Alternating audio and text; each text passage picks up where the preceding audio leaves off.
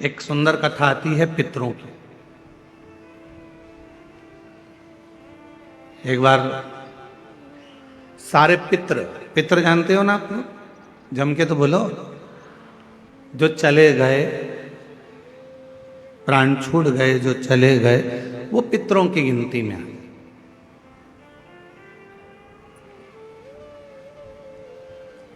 गर्भ में अगर कोई बच्चा मर गया, गर्भ से बाहर निकलकर मर गया, तो वो आहूतों की गिनती में आ गया, जो कुंवारी अवस्था में मर गया।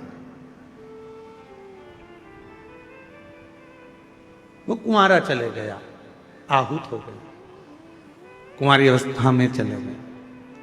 तो पितर, आहूत, ये सब भगवान देवाधिदेव महादेव के पास आ गए और भगवान शिव जी के पास आकर खड़े हो गए। शास्त्र कहता है कि 1000 वर्ष निकल गया, पितर और आहूत भगवान शंकर की सम्मुख में खड़े होकर केवल दर्शन करते रहे। उन्होंने ना कोई मंत्र जपा, ना कोई साधना करी, ना कोई व्रत करा, ना कोई उपवास करा, केवल शिव को एक टकी निहारते रहे, केवल बाबा का दर्शन करते रहे, केवल दर्शन।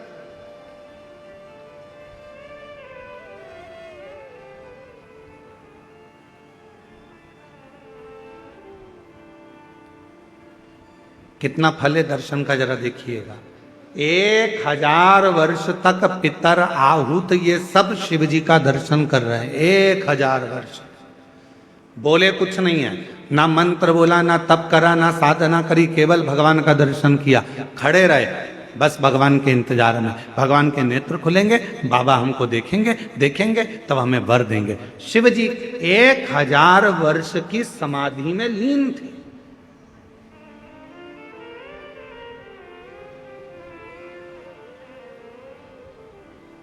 और बाबा देवाधिदेव महादेव जब 1000 वर्ष की समाधि में लीन थे, नेत्र खुले नहीं थे। आज बाबा ने 1000 वर्ष की समाधि से अपने नेत्र को खोला और 1000 वर्ष के समाधि पर जैसे ही बाबा के नेत्र खुले, तो सबसे पहले पितर और आहूत पर भगवान की दृष्टि, भोलेनाथ जी का निगाह गया। बाबा ने देखा,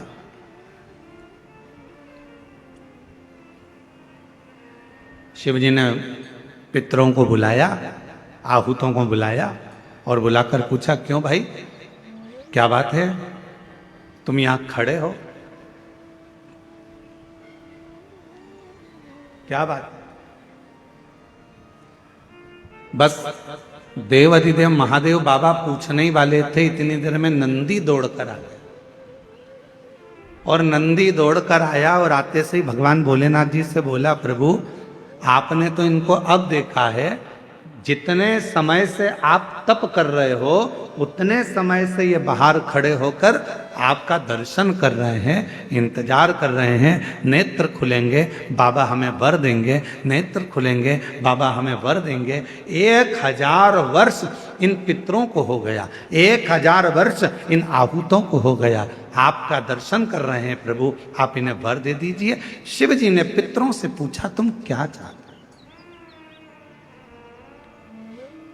तुम्हें चाहिए क्या? आहूतों से पूछा, तुम्हें क्या चाहिए, तुम बोलो। पितर और आहूत दोनों एक ही बात बोले, प्रभु संसार के लोग श्राद्ध पक्ष में हमको जल देंगे। संसार के लोग जब श्राद्ध आएगा, 16 श्राद्ध 16 दिन के आएंगे, तब ब्राह्मण को भोजन कराएंगे, पिंडदान करेंगे, तर्पण करेंगे, श्राद्ध करेंगे, तर्पण में जल देंगे, तब हमको जल प्राप्त होगा, तब हमको भोजन प्राप्त होगा, तब तक हम भूखे रहेंगे। इसलिए प्रभु एक कृपा कर दो कि ऐसी कोई व्यवस्था कर दो कि घर के लोग, परिवार के लोग, कुटुंब के लोग, कोई भी प्रतिदिन या हफ्ते में एक बार कैसे भी उनके माध्यम से हमें जल प्राप्त हो जाए और हम तृप्त हो जाएं। भगवान देवाधिदेव महादेव ने वर दे दिया पितरों को, आहूतों को। क्यों चिंता करते हो? जब संसार का मनुष्य मेरे शिवलिंग पर जल चढ़ाएगा, वो जल बहकर जब नीचे की ओर आएगा और अशोक सुंदरी से स्पर्श कर कर आगे बढ़ेगा, उसी समय पर आपको वो जल प्राप्त हो जाएगा और सारे पितर और आहूत तृप्त होते चले। वो जल आपको वहां प्राप्त होगा।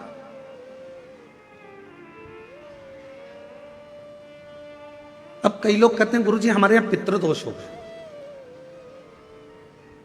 कोई कहते हैं गुरुजी हमारे यहाँ आहूत दोष हो गया, पितृदोष हो गया, हमारे यहाँ ये दोष लग गया, हमारे यहाँ वो दोष लग गया। किसी ने बताया कि हमारे यहाँ कोई टोना कर गया, कोई ने बताया हमारे यहाँ कोई टोटका कर गया, कोई ने बताया हमारे यहाँ कोई ने विद्या कर दी, कोई ने कहा हमारे यहाँ ये हो गया। शिव महापुराण की उमा संहिता कहती है जो भगवान शंकर को जल चढ़ाता है, जल चढ़ाते समय उसके जितने भी दोष हैं, चाहे पितृ दोष हो, चाहे आहूत दोष हो, चाहे वासुक दोष हो, चाहे कालसर्प दोष हो, जितने भी दोष होते हैं वो सारे दोष अपने आप समाप्त होते चले जाते हैं। और याद रखना, जो भगवान शंकर पर चढ़ा हुआ जल थोड़ा सा झेल कर लेकर आता है और अपने घर के दरवाजे पर छींटता है, दुनिया में किसी की सामर्थ्यता नहीं है कि कोई तुम्हारे ऊपर टोना कर दे या तुम्हारे को तकलीफ दे,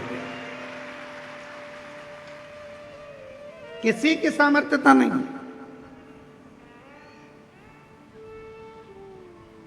हम तो बाबा के भरोसे चलते हैं, हम तो बाबा के भरोसे चलते हैं, ये दुनिया वाले जलते हैं, ये दुनिया वाले बोलो बोलो जलते हैं, हम तो बाबा के भरोसे चलते हैं, डमरू वाले के भरोसे चलते हैं, काशी वाले के भरोसे चलते हैं, सीहोर वाले के भरोसे चलते हैं, देवघर वाले के भरोसे चलते हैं, डमरू वाले के भरोसे चलते हैं। हम उस पर आश्रित होकर चलें। जब हम पूर्ण आश्रित हो जाएंगे तो वो हमको संभाल। क्या चाहिए मेरे भोले बाबा को?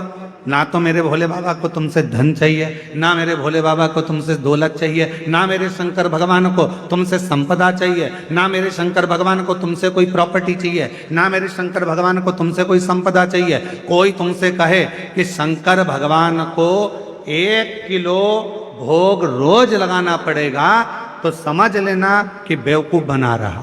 कोई तुमसे कहे कि शंकर जी को 5 किलो दूध रोज चढ़ाना पड़ेगा, समझ लेना कि बेवकूफ बना रहा है। कोई तुमसे कहे कि 25 किलो घी का दिया शंकर जी को लगाना पड़ेगा, समझ लेना बेवकूफ बना रहा है। अगर कोई तुमसे कहे कि शंकर भगवान को इतना सारा प्रसाद चढ़ाना पड़ेगा तो समझ लेना कि पागल बना रहा है। मेरा भोले बाबा तुम्हारे प्रसाद का भूखा नहीं है, मेरा भोले बाबा तुम्हारे दूध का भूखा नहीं है, मेरा भोले बाबा तो केवल तुम्हारे निर्मल मन का भूखा है, सच्ची भक्ति का भूखा है और हृदय का भूखा।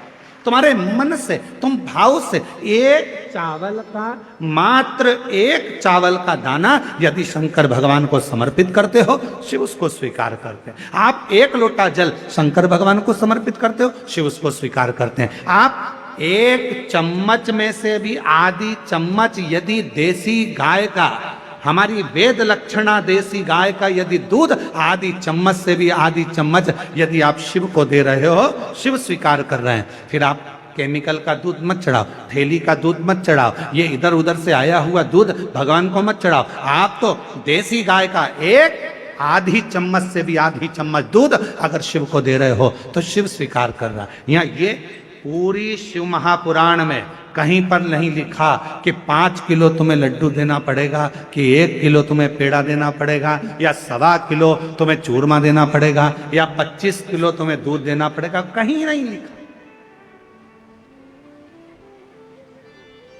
कहीं नहीं।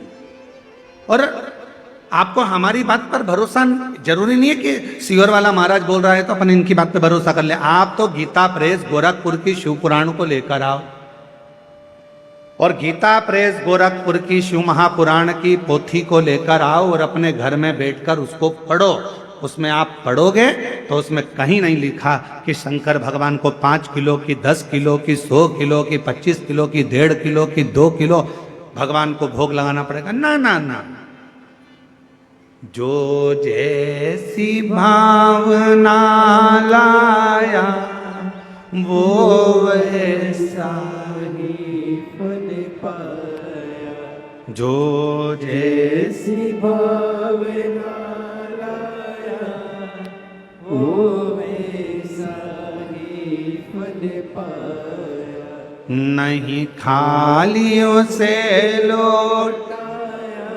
वो मन ही मन और कर दिया माला माल काशी लुटा दिया भंडार काशी वाले, ओ लुटा दिया भंडार काशी वाले कर दिया माला। काशी वाले। आडंबर में मत पड़ो। कोई तुमसे कहे कि इतना देना पड़ेगा, कोई तुमसे कहे कि हमें भगवान की ऐसी पूजन करना है, इतना रुपया जमा करना पड़ेगा, हमें भगवान की ऐसी आराधना करना है, तुम्हें इतना पैसा देना। ना ना ना ना, भगवान धन से नहीं, भगवान मन से प्रसन्न। उसकी प्रसन्नता उसका मन है।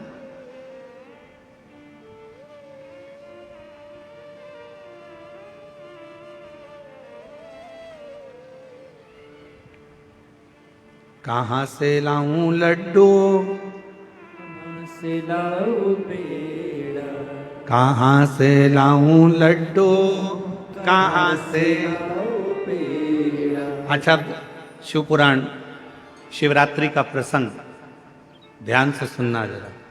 शिव महापुराण में शिवरात्रि के प्रसंग का वर्णन है। एक भील के ऊपर, वन में रहने वाला वो भील के ऊपर कर्जा हो गया था। कर्जा,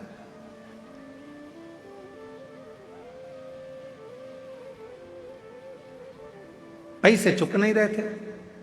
सेठ जी को गुस्सा आ गया, अपने आदमियों को भेजा और उस भील को पकड़ के घर में लेके आए और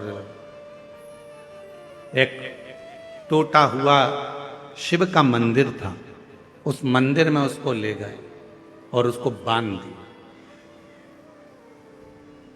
मंदिर में ले जाकर बांध दिया। जब तक तू हमारा कर्जा नहीं चुकाएगा तब तक हम तेरे को यहां से छोड़ने वाले नहीं। भील रोने लगा, सेठ जी मत मेरे को बांधो, मैं हाथ जोड़ता हूं सेठ जी, मैं आपका पूरा कर्जा चुका दूंगा। सेठ जी मैं आपके पांव पड़ता हूं, मुझे छोड़ दो।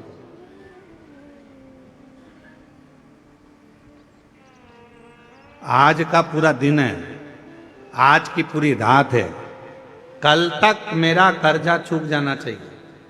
कर्जा नहीं चुका तो फिर लाकर बांध दूंगा और मारूंगा ला। बस वो भील की आंख से आंसू निकलते रहे। पैसा कहां से लाऊं? मैं तो थोड़ा बहुत जीव जंतु को मारकर, मांस एकत्रित कर कर लोगों का वो बेच देता हूं और उसी का धन इकट्ठा हो जाता है। अभी तो 8 दिन हो गए, रोज बन जाता हूं पर कोई जीव जंतु भी नहीं मिलता जिसको मारकर मैं उसका मांस बेचूं और मुझे पैसा मिलता। कहां जाऊं, कहां जाऊं, क्या करूं? रो रहा, आंखों से आंसू बह रहा, नेत्रों से नीर बह रहा। आज पानी की छाजल भरी बेलपत्र के वृक्ष के ऊपर रात्रि के समय चढ़ गया। मालूम नहीं है कि आज शिवरात्रि है, उसको ज्ञात नहीं है कि आज शिवरात्रि है।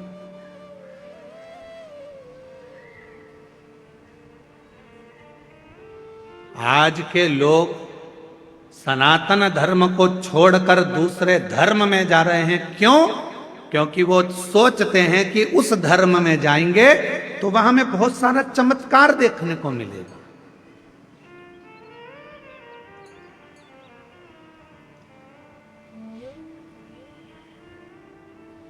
उस धर्म में जाएंगे तो हमको ना जाने थोड़ा थोड़ा कुछ अच्छा देखने को मिलेगा। उनके भगवान प्रबल हैं, उनके भगवान ऐसे कर दिए, उनके भगवान ने ऐसा। अरे भाई, हमारे शास्त्रों को अध्ययन करो, पढ़ो, सुनो, मालूम पड़ेगा कि सनातन धर्म से बड़ा दुनिया में कोई धर्म ही नहीं है, कोई धर्म। और पहले तो हम किसी को भी ये धर्म मानते ही नहीं है, हमें मतलब ही नहीं, हमें तो केवल सनातन धर्म ही एक धर्म है। बाकी का जितने भी तुमको ये नजर आते हैं दूसरे ये धर्म नहीं है, ये तो एक पंथ बना दिया है। नहीं, ये धर्म की गिनती में नहीं आते। इनको हम सनातन धर्म के अंतर लेते ही नहीं, हम इनको धर्म मानते ही नहीं।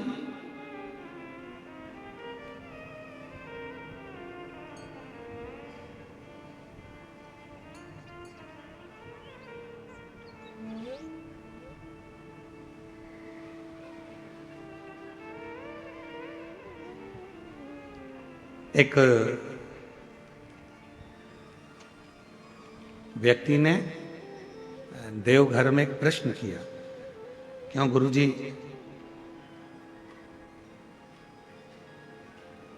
आपके सनातन धर्म में गौ माता को माता क्यों कहते हैं?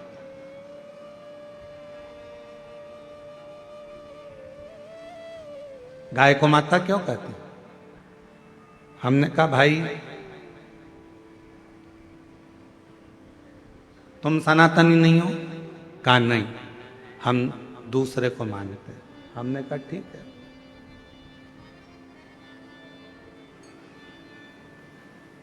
कभी हमारे शास्त्र पढ़े हैं आपने? नहीं। हमने कहा कभी मौका लग जाए तो हमारे शास्त्रों का अध्ययन करिएगा। हमारे सनातन धर्म में 7 माताओं को माता कहा गया। हमारे सनातन धर्म में 7 माताओं को माता शब्द से संबोधित किया गया। पहले नंबर पर जो जन्म देती है वो भी हमारी, जम के बोलो, माता। जिसने हमको जन्म दिया वो माता। दूसरे नंबर पर जो गुरु होते हैं और गुरु की जो धर्म पत्नी होती है, हमारे शास्त्रों में उनको भी जम के बोलो माता कहा गया। तीसरे नंबर पर हमारे गांव में, नगर में, शहर में जो ब्राह्मण रहता है, पूजन पाठ करता है, साधना आराधना में लगा रहता है, भक्ति में लगा रहता है भगवान की, उसकी धर्म पत्नी को भी हमारे सनातन धर्म में जम के बोलो माता कहा गया। तीसरे नंबर पर ब्राह्मण की जो धर्म पत्नी है उसको माता कहा गया। और चौथे नंबर पर राजा, जो नगर का राजा होता है, राज्य का जो राजा होता है, उस राजा की जो धर्म पत्नी होती है, हमारे सनातन धर्म में उसको भी माता कहा। महाराज, 5वें नंबर पर हमारे यहाँ जिस गौ माता ने अपने बच्चे के लिए दूध अपने थन में रखा और वो जगत का कल्याण कर रही है, उस दूध को वो अपने बच्चों के साथ साथ संसार के लोगों को भी पिलाकर उनको संतुष्ट कर रही है। भारत की इस पवित्र भूमि पर सनातन धर्म में 5वें नंबर पर उसको भी माता कहा गया है। उसको 6ठे नंबर पर धात्री। कभी कभी किसी माता के बच्चे को जन्म देने के बाद दूध नहीं आता। कभी कभी किसी माता को बच्चे को जन्म दिया माता ने और उसको दूध नहीं आता, तो वो क्या कहती है, मेरा बच्चा भूखा मर जाएगा, कोई इसको दूध पिला दो। और वो बच्चे को कोई दाई हो, कोई सेविका हो, कोई हो, और वो उस बच्चे को दूध पिलाती है। तो हमारे यहाँ शास्त्र में उस धात्री को भी माता कहा गया है। उस धात्री को भी माता, 6ठे नंबर धात्री को भी मां का। और हमारे शास्त्रों में, सनातन धर्म में 7वें नंबर पर ये वसुंधरा को, ये पृथ्वी को, ये भूमि को, ये धात्री को, ये वसुंधरा को, पृथ्वी को, भूमि को भी हमारे यहाँ माता से संबोधित किया गया, जो हमेशा देती रहती है, तुमसे कुछ लेती नहीं, कुछ नहीं।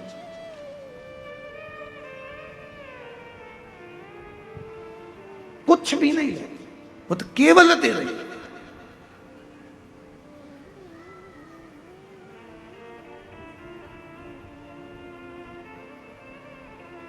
उसका काम है केवल देना ही देना। क्या देती है गौ माता? आपसे दरवाजे पर खड़े होकर मात्र एक रोटी की चाह करती है गौ माता। दरवाजे पर आकर गौ माता कब खड़ी होती है? शिव महापुराण की कथा कहती है, यदि तुम्हारे घर के दरवाजे पर मुख कर कर गाय तुम्हारे घर की ओर देखती है, गौ माता तुम्हारे घर की ओर मुख कर कर जब खड़ी होती है और उसकी श्वास जब तुम्हारे घर के अंदर जाती है, तुम अंदर जाकर एक रोटी लाकर उसको देते हो, उतनी देर में वो खड़ी खड़ी अपनी श्वास को तुम्हारे घर के अंदर छोड़ती है।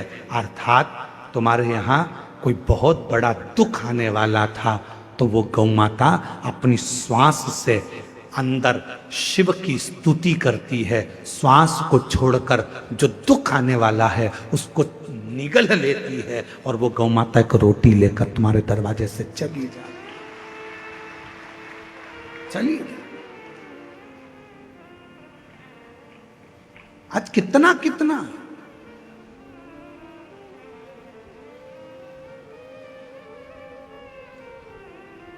कितने संत, साधु, सन्यासी, तपस्वी, साधक, उपासक गौ माता के लिए प्रयास कर रहे हैं। कितने कितने संत लगे हैं, कितने कितने साधु लगे हैं, कितने कितने सन्यासी लगे हैं, जो किसी ना किसी रूप में गौ माता को बचाने के लिए, गौ माता की सुरक्षा के लिए प्रयास कर रहे हैं। क्यों बचाना चाहते हैं?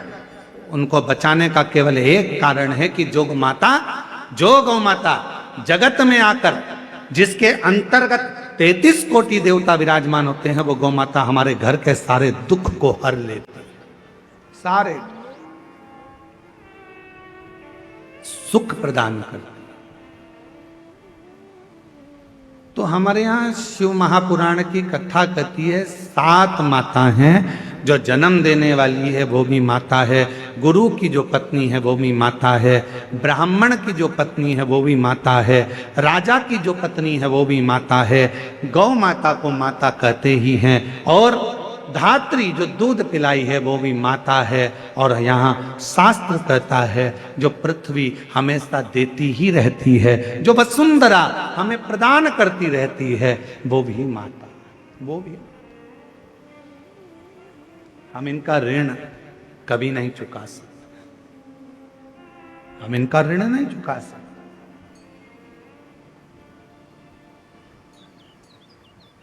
इनका ऋण चुकाने के लिए बहुत बहुत प्रयास करना पड़ेगा, बहुत। कितना सुंदर कहा है, एक व्यक्ति कहता है कि गुरुजी मैंने कभी कोई कर्जा नहीं लिया और मरूंगा तो बिना कर्जे के जाऊंगा। अब उसका शब्द सुना तो हमको बहुत तेज हंसी आई। हमने कहा ऐसा तो हो नहीं सकता कि तू बिना कर्जे के चलेगा। हे गुरुदेव, मैंने अपनी जिंदगी में कोई कर्जा नहीं लिया, पर मरूंगा तो बिना कर्जे के मरूंगा। 1 रुपए का कर्जा लेकर नहीं जाऊंगा, किसी का कर्जा लेकर नहीं मरूंगा। पर हमारा तो शास्त्र कहता है कि व्यक्ति बिना कर्जे के मरता ही कहां, मरेगा, अंतिम संस्कार होगा, लकड़ियां शरीर के नीचे लगाई जाएगी। तो इस वसुंधरा का ऋण, इस वन का ऋण, इन वृक्षों का ऋण, इस पृथ्वी का ऋण तेरे माथे पर रह जाएगा। इसलिए निवेदन है, ये मत कहना कि कर्जा लेकर नहीं मरूंगा। कर्जा चुकाना है, मरने से पहले कर्जा चुकाओ, और एक प्रयास जरूर करो कि मरने से पहले एक पेड़ जरूर लगा कर जाओ, एक वृक्ष लगा कर जाओ, तो तुम कर्जे में नहीं रहो, तुम कर्जे से मुक्त होकर मरो, कर्जे से। इसलिए इस वर्ष 2026 में फरवरी माह में जो महाशिवरात्रि आ रही है, बिठले सेवा समिति और आप और हम सब मिलकर उसको ग्रीन शिवरात्रि मना रहे हैं। कौन सी शिवरात्रि है? ग्रीन शिवरात्रि, हरित शिवरात्रि। ग्रीन शिवरात्रि का मतलब यह है कि शिवरात्रि के दिन पूरे दुनिया में जितने भी शिव भक्त हैं, भगवान शंकर के उपासक हैं, 2026 में फरवरी महीने में 3 दिन तक शिवरात्रि के 2 दिन पहले से एक छोटे से बेल वृक्ष की, बेल के पौधे की, बेलपत्री के पौधे की पूजन करो। शंकर जी के मंदिर में उसकी आराधना, अपने घर के अंदर उसकी आराधना करो। और शिवरात्रि के दिन एक साथ पूरी दुनिया में, पूरी पृथ्वी पर करोड़ों लोग एक साथ बेलपत्री का पौधा जहां तुमको मौका मिल जाए वहां लगाना और रोज प्रतिदिन उसमें जल चढ़ाना, जिससे वो पौधा बड़ा होगा। अपन मर भी जाएंगे तो अपने हाथ का लगा हुआ वो पौधा पेड़ बनेगा और उसकी बेलपत्र शिव जी को चढ़ती रहेगी और अपना आनंद पाएंगे। इसलिए उसको ग्रीन शिवरात्रि का, एक ग्रीन शिवरात्रि का ये अवसर 2026 में जो फरवरी के महीने में महाशिवरात्रि आ रही है, उसको संपूर्ण दुनिया, संपूर्ण विश्व उस शिवरात्रि को ग्रीन शिवरात्रि के रूप में लगाओ। एक एक पौधा भगवान शंकर के नाम का बेलपत्र के पौधे का स्मरण करो, लगाओ। अपने जीते जी एक पौधा लगाकर जाओ, जिससे मरने के बाद हम शंकर की पूजा नहीं कर सकते तो हमारा लगाया हुआ वो पेड़ बेलपत्री का, उस वृक्ष की पत्ती टूटकर शंकर जी को चढ़ेगी। अब ये तुम बेलपत्री लेके आए हो, ये बेलपत्री तुम लेके आए हो, शंकर जी को चढ़ाया। मेरी जीजियां सिर पे पल्लू ले लेके और बेलपत्री बड़े प्रेम से चढ़ा रही थी, तो हम उनका मुंह देख रहे थे। तो हम सोच रहे थे, ना जाने कहाँ कहाँ के पेड़ की, ना जाने किस किस ने पेड़ लगाया होगा। भगवान जाने जिसने पेड़ लगाया होगा उसकी बेलपत्र टूटकर शिवपोथी पर आ रही है। ये चढ़ाने वाले तो धन्य हैं, पर इनसे ज्यादा धन्य है वो व्यक्ति जिसने ये पेड़ लगाया था और जिसकी बेलपत्र शिव जी की।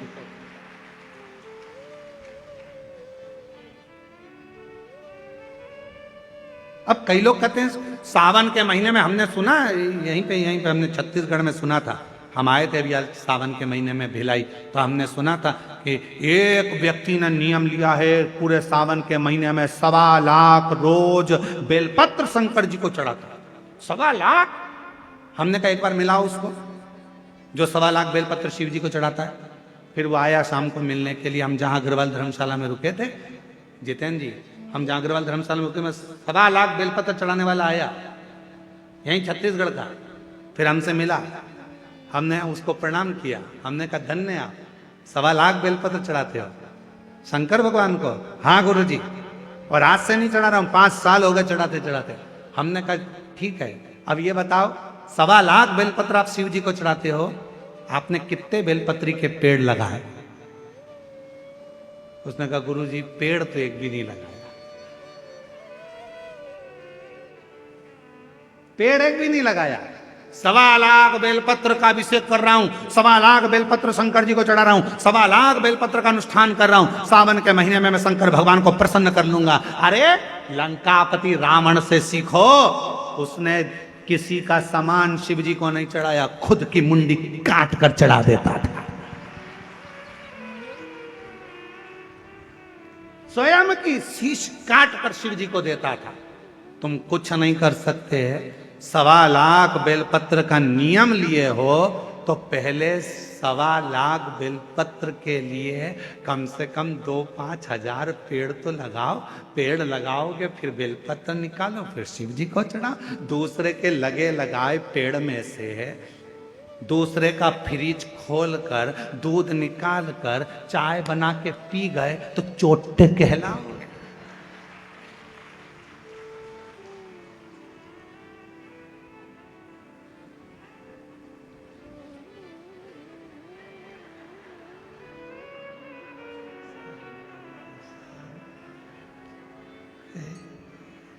श्री शिवाय नमस्ते, श्री शिवाय नमस्ते।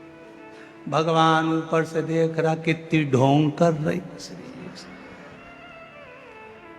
बेलपत्री का पेड़ दूसरे का, बेलपत्री का वृक्ष दूसरे का, और भेज दिया लोगों को, तोड़ ला। सब तोड़ के इकट्ठी कर ली। और मम्मी जा रही हो कथा में? हाँ, आज तो मैं ऊपर भी जाऊंगी स्टेज पे। एक काम करना, बेलपत्र ले जाओ। अब दूसरे की बेलपत्र तोड़ के लाया दूसरा। ये सीढ़ी पे चढ़ती चढ़ती ली आई। भगवान भी सोच रहे काय को आई, बेलपत्र दूसरे की, कौन सा लाभ मिला। तैयारी कर लेना, 2026 में फरवरी महीने में जो महाशिवरात्रि आ रही है, एक छोटा सा पौधा लेकर रख लेना या बीज से लगाकर रख लेना। उसको शिवरात्रि के दिन आप और हम कहीं ना कहीं अपने अपने क्षेत्र में उसको लगाएंगे, और उसका फोटो खींचकर तुम हमारे पास भेजना। हम उसको पूरी टीवी पर लगातार करोड़ों लोगों का फोटो कथा में दिखाते रहेंगे, और आपका एक पौधा, एक वृक्ष इस पूरी पृथ्वी को, पूरी वसुंधरा को सुंदर बनाए। पूरी वसुंधरा।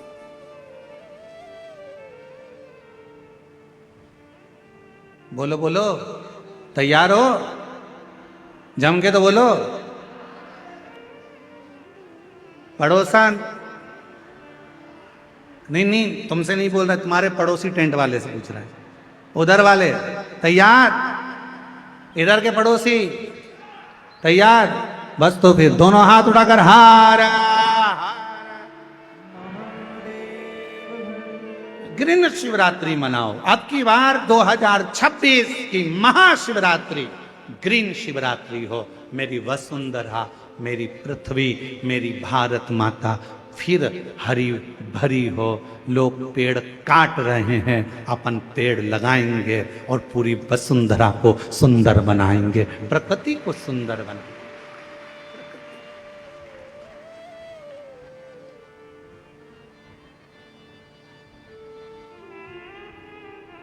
शिव है, शंकर, मां है।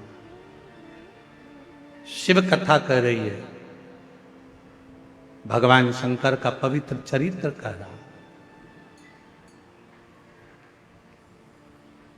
भगवान देवादिदेव महादेव की पवित्र कथा कर रहा। शिव को तुमसे कुछ नहीं चाहिए।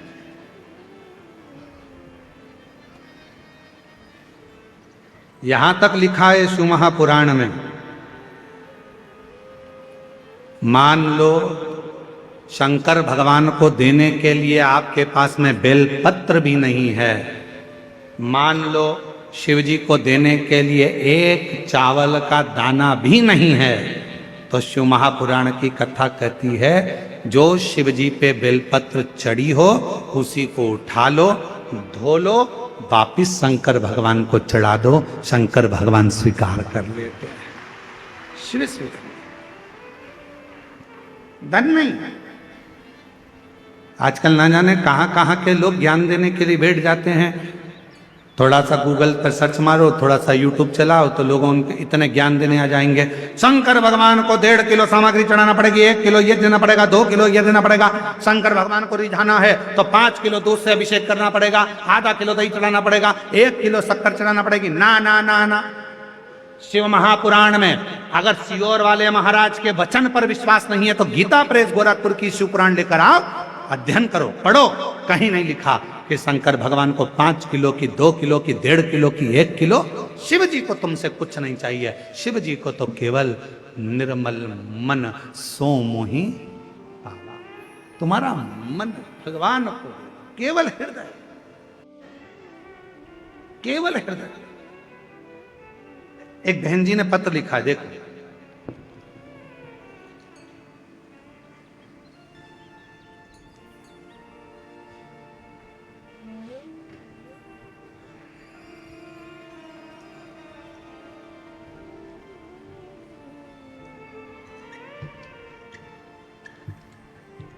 मैं भगवती मांडवी, पति श्री मुकेश मांडवी, हम छत्तीसगढ़ जिला के कांकेर ग्राम देवी नवा गांव से आए हैं।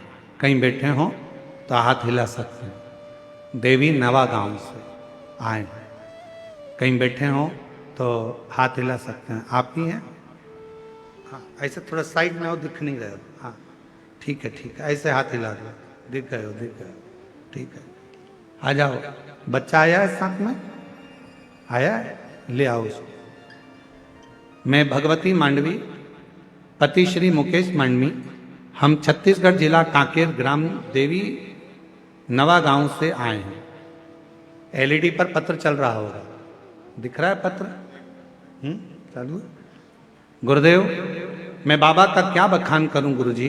बाबा की महिमा परम्पार है। बाबा की महिमा को हम शब्दों में बयां नहीं कर सकते। गुरुजी, मेरी शादी को 10 वर्ष हो गया था, पर मेरी कोई औलाद नहीं थी। हमने जगदलपुर में, धमतरी में, रायपुर में डॉक्टरों के पास बहुत इलाज करवाया। महाराजों के पास, पंडितों के पास भी गए, लेकिन कोई, महाराजों के पास, पंडितों के पास भी गए, लेकिन कोई फायदा नहीं। फिर 2023 में 2-3 दीदी लोगों ने मुझे शिव महापुराण के बारे में जानकारी दिया। टीवी में मैंने कथा सुनना चालू किया। फिर आपने उपाय बताया था गुरुदेव कि तुम रुका जी माता जी के नाम से सफेद आंकड़े की जड़ का प्रयोग किया। फिर मैंने पशुपतिनाथ का व्रत किया, उपवास चालू किया।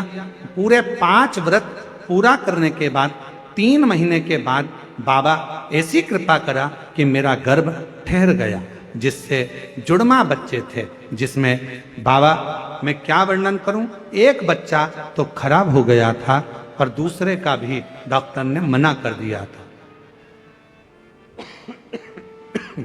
जब डॉक्टर ने मना करा, फिर बहन जी ने कहा, एक ने, शिव जी के मंदिर जाना चालू कर, 1 लोटा जल चढ़ाना चालू कर। मैं रोज मंदिर जाती, 1 लोटा जल चढ़ाती और रोज उस जल को पीना चालू कर दी। बाबा की ऐसी कृपा हो गई गुरुदेव कि धीरे धीरे बच्चा पूर्ण हुआ और रायपुर के हॉस्पिटल में बाबा की कृपा से बच्चे ने जन्म लिया। आज मेरा बच्चा पूर्ण तरह से स्वस्थ है। मैं बाबा को यहाँ प्रणाम करने के लिए आई हूँ। 10 साल के बाद बाबा ने दिया। गुरुदेव, ना जाने कितना कितना लोग बताए कि यहाँ इतना पैसा दो, वहां ऐसा करो, वहां ऐसा चढ़ाओ, सब कुछ करा, पर उसका कोई फल नहीं है। मैं फिर निवेदन करूं, मेरा भगवान कभी नहीं कहता कि तुम इतना धन दो। मेरा भगवान कभी नहीं कहता कि तुम इतना पैसा दो। मेरा भगवान कभी नहीं कहता कि तुम इतना इतना भोग लगाओ। मेरा भगवान तो कहता है कि हृदय से मुझे पुकार लो, तेरी खाली झोली भले 10 साल की क्यों ना हो, मैं भर ही दूंगा।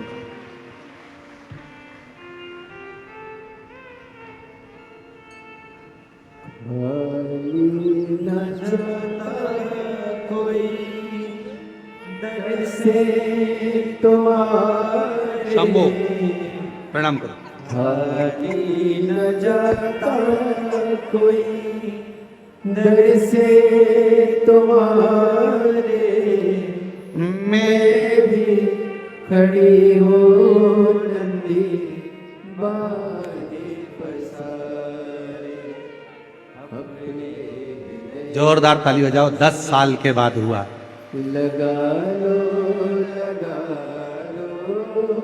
गिरा जा रहा हूँ, उठा उठा भोले अपने दर से, अब तो न डालो, गिरी जा रही हूँ, आप दिल से उसको पुकारो। तुम्हारे धन से शिव प्रसन्न नहीं हो सकता, तुम्हारी संपदा से शिव प्रसन्न नहीं हो सकता, तुम्हारे बंगले से शिव प्रसन्न नहीं हो सकता। शंकर को प्रसन्न करने के लिए केवल तुम्हारा भाव शुद्ध चाहिए, शुद्ध।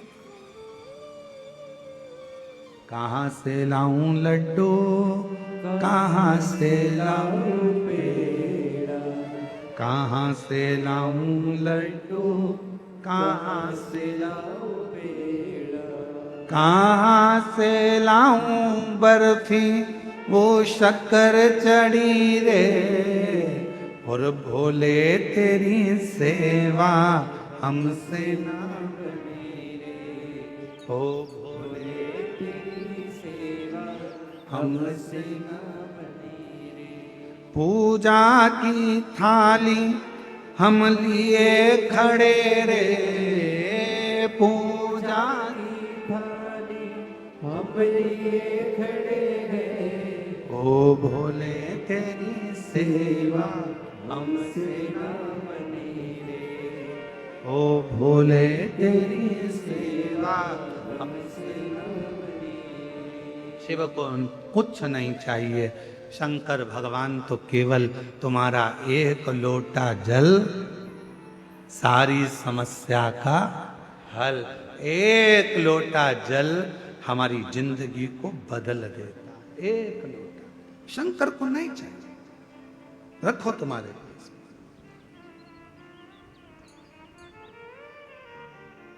तुम्हारा धन, तुम्हारी दौलत, तुम्हारी संपदा, तुम्हारा वैभव, तुम्हारी सत्ता, सब तुम्हारे पास। शिव को दौलत से मत रिझाओ, शंकर भगवान को वैभव से मत रिझाओ।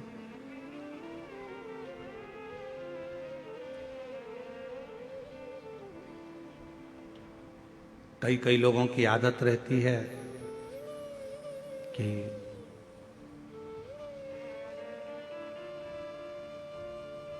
मेरे पास इतना धन है, मैं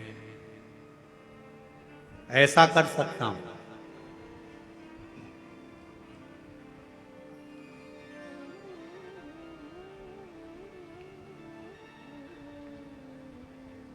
मेरे पास इतना धन है, मैं बहुत कुछ प्राप्त कर सकता हूं।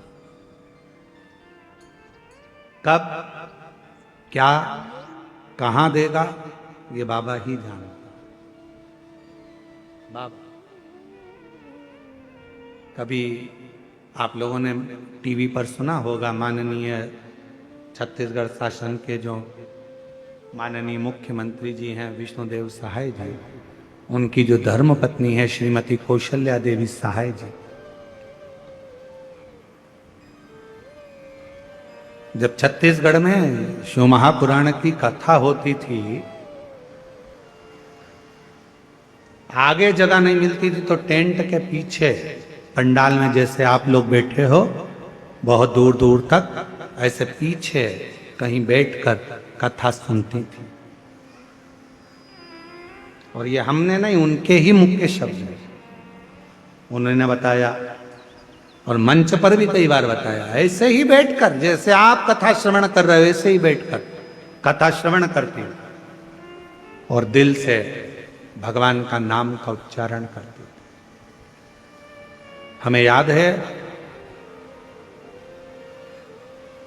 जिस समय पर माननीय साई जी मुख्यमंत्री नहीं थे, उस समय पर उनकी आज भी उनकी धर्मपत्नी श्रीमती कौशल्या देवी सहाय जी डायरी में श्री शिवाय नमस्तुभ्यम, श्री शिवाय नमस्तुभ्यम, श्री शिवाय नमस्तुभ्यम लिखती रहती, पहले भी लिखती थी। जब मुख्यमंत्री पद पर नहीं थे उस समय पर भी लिखती थी, और आज भी मुख्यमंत्री पद पर हैं तो भी श्री शिवाय नमस्तुभ्यम, श्री शिवाय नमस्तुभ्यम पूरी डायरी भर लेती थी। और वो डायरी किताब जब भी हम छत्तीसगढ़ कथा करने आते थे तो वो हमको भेंट करती थी, गुरुजी हमने लिखा है। हम देखते पूरी पुस्तक श्री शिवाय नमस्तुभ्यम, श्री शिवाय नमस्तुभ्यम, श्री शिवाय नमस्तुभ्यम। हमने कई बार पहले भी पूछा कि बहन जी, दीदी एक बात बताओ कि आपको लिखने का समय मिल जाता? तो उन्होंने कहा गुरुजी ये जो कुछ भी है सब मेरे शंकर भगवान का दिया हुआ है और उनके लिए ही समर्पित है। शिव भगवान देवादिदेव महादेव, भगवान शिव।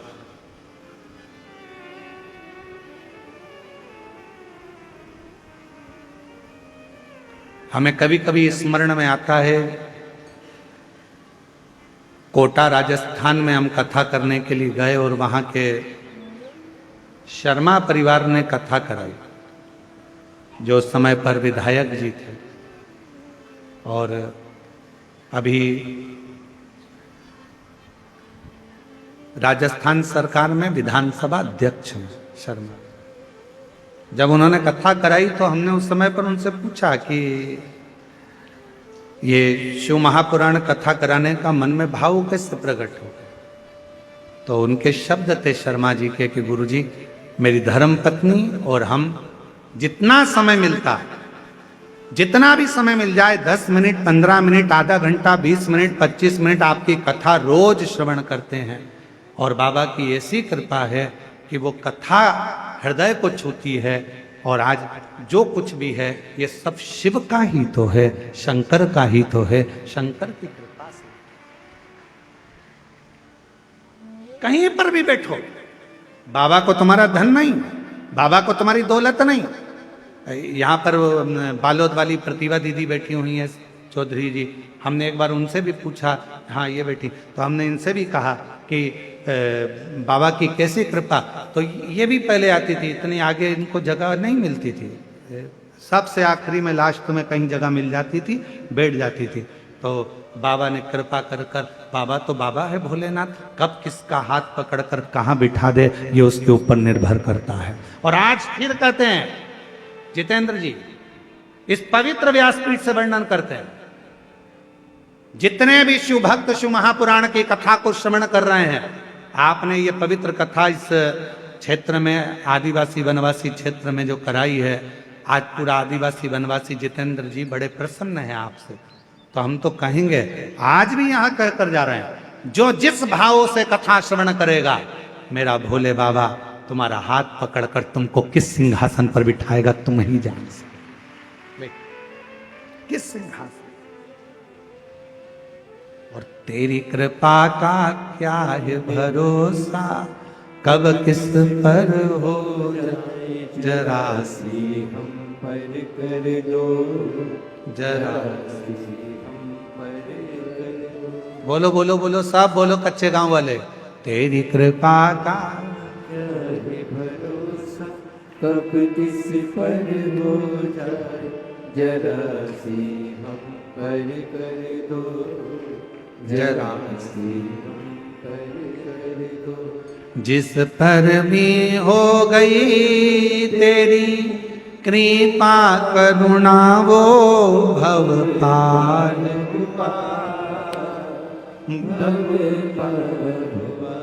पापी हो चाहे जितना उसका भी बाबा उद्धार हुआ। गिद्ध अजामिल गणिका जैसे तेरे मन को भाए जरा सी हम पर कर दो, जरा सी हम पर कर दो। तेरी कृपा का क्या है भरोसा, कब किस पर हो जाए जरा सी हम पर कर दो, जरा सी हम पर कर दो। कब कहाँ कैसे कृपा करता है ये वही जान सकता। कहाँ बैठे हो आप लोग? कोई कहता है गुरुजी आपकी कथा में जगह नहीं मिलती, हम पीछे बैठते हैं, हमको वहां जगह मिलती है, हम लेट आते हैं पीछे बैठते हैं। और कई लोग ऐसे हैं जो आगे बैठने के लिए झगड़ा भी करते हैं, तुम मुझे जानते नहीं हो, मैं उनकी पत्नी हूं।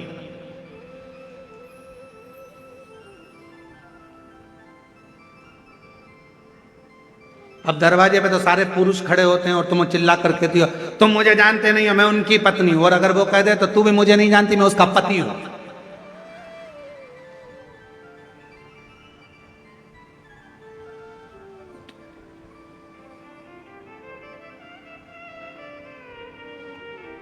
तुम मुझे जानते नहीं हो।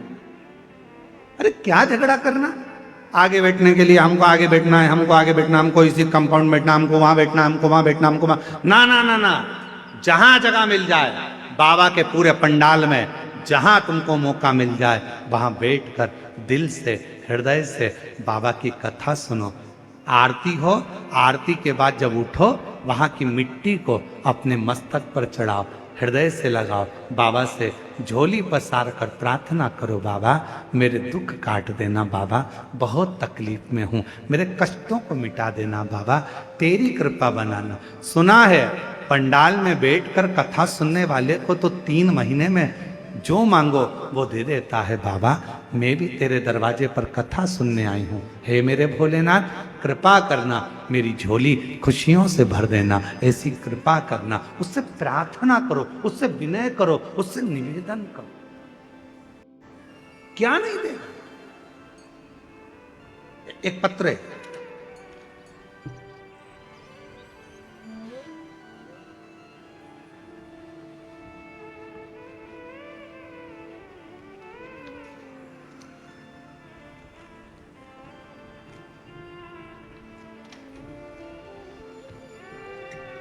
अनिमा रक्षित,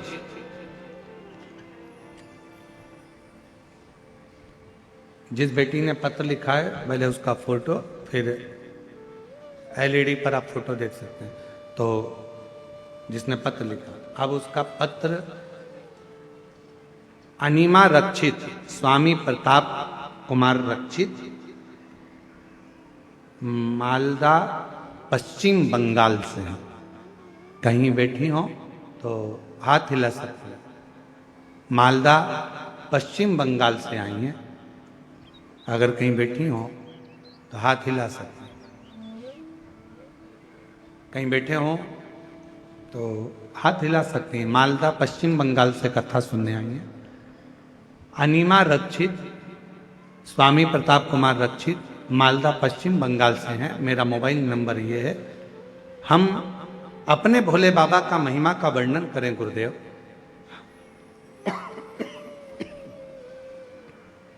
कहीं बैठी हो तो आ सकती हैं बेलपत्र लेने के। आपकी बातें 2021 से 22 से सुन रहे हैं, हर दिन सुनते हैं। एक दिन भी आपकी कथा ना सुने तो हमें अच्छा नहीं लगता, और हम रोज पार्थिव शिवलिंग बनाते हैं।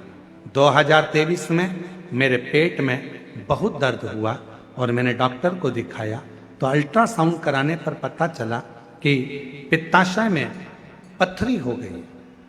जिस पथरी का पता चलने पर अगले सोमवार ही बाबा पर भरोसा कर डॉक्टर ने कह दिया गॉल ब्लैडर के अंदर स्टोन है, पित्ताशय के पास में पथरी है, इसका ऑपरेशन जरूरी है। ऑपरेशन सुनकर थोड़े से डर गए। अब करें क्या, स्त्री का जीवन है, अभी छोटा समय, कैसे हम ऑपरेशन कराएं। जानकर हमने पशुपति व्रत करना शुरू कर दिया।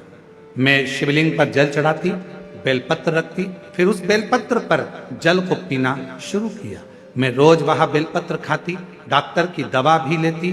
3 सोमवार पूरे करने के बाद मेरे ऑपरेशन की तारीख तय हुई। ऑपरेशन के लिए सारे टेस्ट करवाए और नर्सिंग होम में भर्ती हो गई। डॉक्टर ने फिर से अल्ट्रासाउंड करा। अल्ट्रासाउंड कराकर देखा तो मेरे पेट में पथरी थी ही नहीं। डॉक्टर ने कह दिया आपकी पथरी तो गल चुकी है, अब ऑपरेशन की जरूरत नहीं, अब ऑपरेशन की जरूरत नहीं।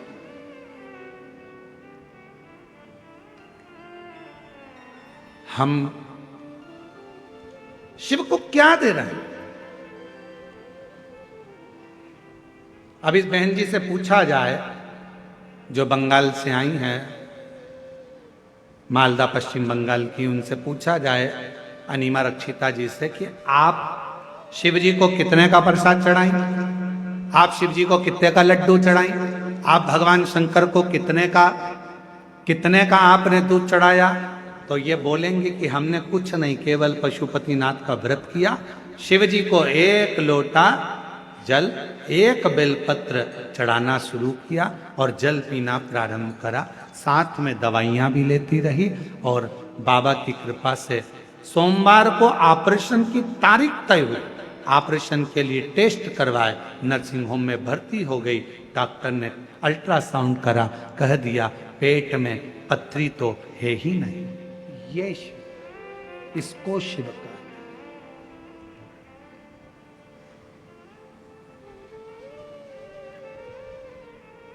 मेरे बाबा दया करना, तेरे भरोसे मेरे बाबा दया करना। बोलो सब बोलो, पीछे वाले भी। मैं तेरे भरोसे ना घर के भरोसे भरोसे हो, ना परिवार के भरोसे हो, ना घर के भरोसे हो, ना परिवार के भरोसे हो, मेरे बाबा दया करना मैं तेरे तेरे। भरोसे। हम उस पर आश्रित हो जाएं। तुम कहाँ बैठे हो, पीछे बैठे, आगे बैठे, दाएं बैठे, बाएं बैठे, तुम्हारी मर्जी पड़े जहां बैठो। भगवान की भक्ति जहां बैठकर करोगे, जरूरी नहीं कि आगे बैठोगे तो ही भगवान सुनेगा, हम साइड में बैठेंगे तो भगवान सुनेगा, भगवान के सामने बैठेंगे तो भगवान सुनेगा। नहीं, एक छोटी सी चींटी भी अगर पुकारती है तो परमात्मा दौड़ कर आता है। एक जीव भी कष्ट भोगता है, शिव को पुकारता है तो शिव आते हैं। यहाँ कांकेर में कथा करी थी, जैन साहब कहीं बैठे हैं, कहाँ हैं? देव कुमार जी जैन, हाँ ये बैठे। कोकपुर में क्या कथा बाजी थी। सुबह हम कथा बाजते थे, शाम को भालू बाजते थे।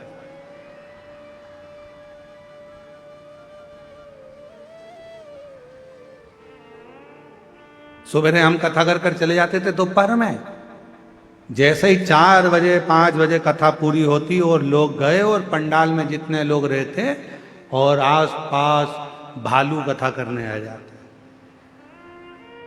ऐसा जंगल का क्षेत्र, और कथा करने पंडाल में तो जाते भालू तो भालू, पर हमारे जहां हम ठहरे थे इनके घर पर, वहां भी आजू बाजू घूमने आ जाते मिलने के। महाराज आप इन जैन साहब से पूछना, देव कुमार जी से, जो कोकपुर कथा करा है। 5 पंडाल कथा के कथा सुनने के लिए गए। जहां जगह मिल जाती थी वहां बैठ जाते थे, सेवा करते थे। कचरा मिल जाता, कचरा को उठाकर, जो भी कचरा पड़ा रहता उसको भरकर एक जगह पर ले जाकर रख देते, सब करते। अब एक दिन इनके मन में आया कि 5 कथा हो गई, बाबा ऐसी कृपा कर दे कि कथा मेरे गांव में कोकपुर में हो जाए। 5 पंडाल कथा लोग सुनते हैं, और छत्तीसगढ़ वालों की तो किस्मत इतनी ज्यादा प्रबल है कि इनको 5 कथा सुनने के लिए छत्तीसगढ़ छोड़ना ही नहीं पड़ता, छत्तीसगढ़ में ही 5 कथा मिल जाती है। कई लोगों की तो एक अभी यहां हो गई, फिर अभी 7 तारीख से 13 तारीख तक वो गीतम छत्तीसगढ़ में कृषि मंडी चौक दंतेवाड़ा जिला में शिव महापुराण की कथा सुनने को मिल जाएगा। 7 से 13 तारीख तक 7 दिन की, और मां दंतेश्वरी की बड़ी कृपा होगी। एक देवघर में कथा बाची, वो भी माँ देवी की शक्तिपीठ थी। 51 शक्तिपीठ में से माता का हृदय वहां गिरा था। और दंतेवाड़ा एक ऐसा क्षेत्र है जो माँ सती के दंतेवाड़ा क्षेत्र में गिरे हैं। उस जिले में गीतम में शिव महापुराण की कथा हो रही है, तो हमको तो लगता है कि मेरी माँ सती कृपा कर रही है, जो कथा श्रवण करने का मौका। और प्रयास करेंगे, गीतम दंतेवाड़ा में जो कथा होगी उसके लिए हम प्रयास करेंगे कि 7 दिन माँ दुर्गा, भवानी, माँ सती के एक एक स्वरूप का व्याख्यान करा जाए, और शिव और सती की दंतेश्वरी माता की कथा का रसतत्व दुनिया में लोगों को मालूम पड़े कि दंतेश्वरी माता कौन है। लोगों को मालूम पड़े कि छत्तीसगढ़ की पवित्र भूमि पर दंतेवाड़ा में जो दंतेश्वरी माता है उनका प्रागट्य कैसे हुआ। लोगों को मालूम पड़े कि दंतेश्वरी माता का स्वरूप क्या है। लोगों को मालूम पड़े कि दंतेश्वरी माता कैसी कृपा करती है। 7 दिन शिव महापुराण की कथा में जो 2 बजे से 5 बजे तक गीतम में होगी, वहां प्रयास करेंगे कि पूरा मां दंतेश्वरी पर उस कथा का रास्ता। तो ये तो शिव कृपा है भगवान शंकर की। तो कभी इनसे पूछना, देव कुमार जैन जी से, इनके मन में आया बाबा कथा का मन में भाव है, 5 पंडाल हो गए, व्यवस्था कुछ नहीं है, तू व्यवस्था कर। और शंकर भगवान ने ऐसी कृपा करी, देव कुमार जैन जी से पूछना कि बाबा ने ऐसा डमरू बजाया कि बाबा देव अधिदेव महादेव ने ऐसी कथा कराई कि पूरा कोकपुर के लोगों ने आनंद लिया। शिव पुराण की कथा कांकेर क्षेत्रवासी ने, और वही कृपा जितेंद्र जी पे हो गई। ये शिव कृपा, शंकर कृपा। आप हृदय से उसको पुकारते हो, वो हृदय से शिव। मेरे शंकर भगवान को दुनिया के लोग कितना भी आडंबर बताएं, दुनिया के लोग दिन भर, कई लोगों की आदत है यूट्यूब पर भिड़ जाएंगे, प्रचार अपना स्वयं का प्रचार करने के चक्कर में विचार करते हैं कि हम ये बता देंगे, ऐसा कर लो, शंकर जी को इतना जी चढ़ा देना, शंकर जी को 5 किलो दूध चढ़ा देना, 1.5 किलो प्रसाद चढ़ा देना, 2 किलो ये चढ़ा देना, 10 किलो ये चढ़ा देना। ना ना ना, मेरा भोला बाबा एक बेलपत्र से, एक लोटा जल से, एक चावल के दाने से, और वो भी ना हो तो 3 बार ताली बजाने से, बम बम बोलने से मेरा ओघड़दानी प्रसन्न हो जाता है। उसको तुम्हारा आडंबर नहीं चाहिए, उसको तुम्हारा धन नहीं चाहिए, उसको तुम्हारी दौलत नहीं चाहिए, उसको तुम्हारा वैभव नहीं चाहिए, उसको तो केवल निर्मल मन चाहिए, हृदय।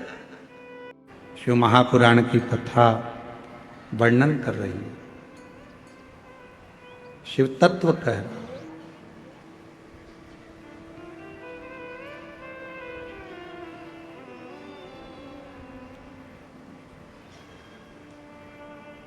जिस समय पर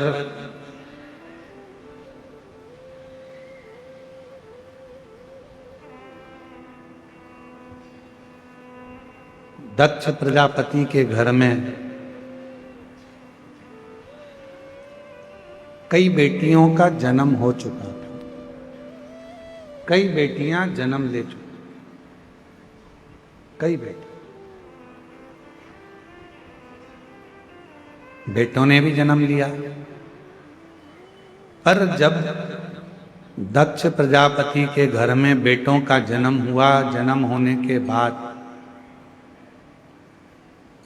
देव ऋषि नारद ने दक्ष प्रजापति के पुत्रों को शिव हरि के सत्संग में लगा।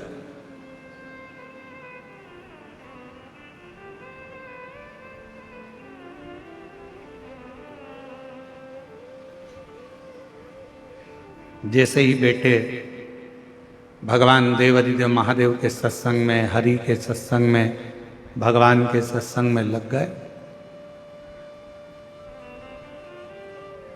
दक्ष प्रजापति को बड़ा गुस्सा आया।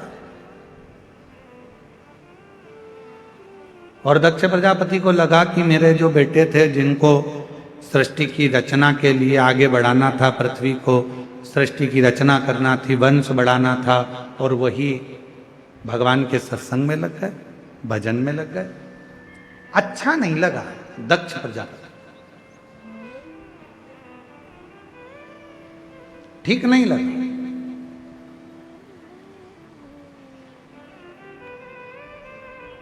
अच्छा, शिव महापुराण की कथा कहती है, भगवान शंकर का चरित्र वर्णन करता है कि मानव की देह मिले और मानव की देह में अगर हम भगवान का भजन ना कर पाए तो वो जिंदगी बेकार, वो जीवन बेकार।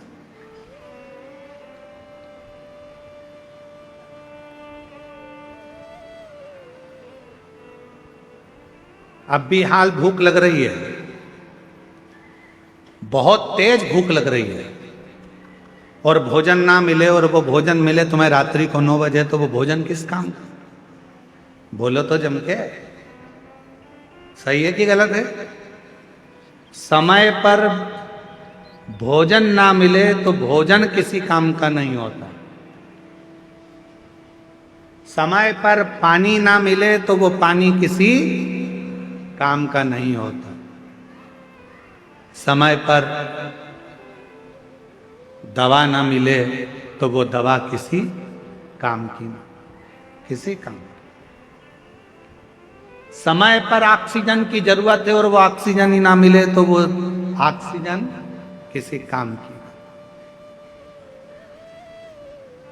समय पर सबके पास गाड़ी है और तुम्हारे पास गाड़ी नहीं, और समय पर गाड़ी ना मिले, कहीं जाना है तुमको, तो फिर वो गाड़ी किसका? समय पर जमीन ना मिले, बंगला ना मिले, तो वो जमीन और बंगला, अब मालूम पड़े बंगला भी मिला, जमीन भी मिली, जब तुम्हारा शरीर थर थर थर थर कांपने लगा, मुंडी भी हिलने लगी, चेहरा पूरा हिल रहा है, हाथ पैर हिल रहे हैं, कमर झुक गई है, और फिर बच्चे कहें कि पिताजी माताजी मैंने तुम्हारे लिए एक जोरदार बंगला बनाया है, बंगले में तुम्हारे लिए एक कमरा बनाया है, कमरे में मैंने तुम्हारे लिए एसी लगाया है, फ्रिज रखा है, ये रखा है, वो रखा है, तो फिर वो कमरा किसका? अच्छा तुमसे पूछे, ईमानदारी से बताना, सब जरा अच्छे से बोलना।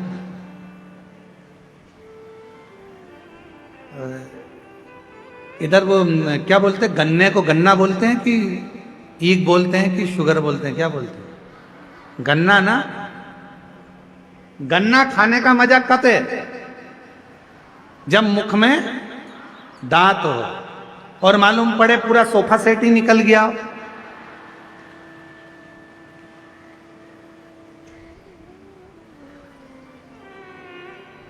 पूरा सोफा सेट गायब, और डॉक्टर के पास जाकर तुम नकली सोफा सेट लगा के आए, और नकली सोफा सेट लगाने के बाद तुमने एक बार जो गन्ना खाया, सोफा सेट हाथ में आया, हाँ, तो फिर वो गन्ना खाने से मतलब? समय पर भोजन ना मिले तो भोजन बेकार है, समय पर पानी ना मिले तो पानी बेकार है, समय पर दवा ना मिले तो दवा बेकार है, समय पर ऑक्सीजन ना मिले तो ऑक्सीजन बेकार है, समय पर गाड़ी ना मिले तो गाड़ी बेकार है, समय पर दांत ना मिले तो फिर वो गन्ना, वो चना भी बेकार है। और मनुष्य शरीर में समय पर यदि शिव महापुराण की कथा ना मिले तो वो मानव देह भी बेकार। उस मानव देह का कोई नहीं। अगर ये मानव देह मिली है और आप भगवान की भक्ति में एक पत्र अच्छा है, देखिए,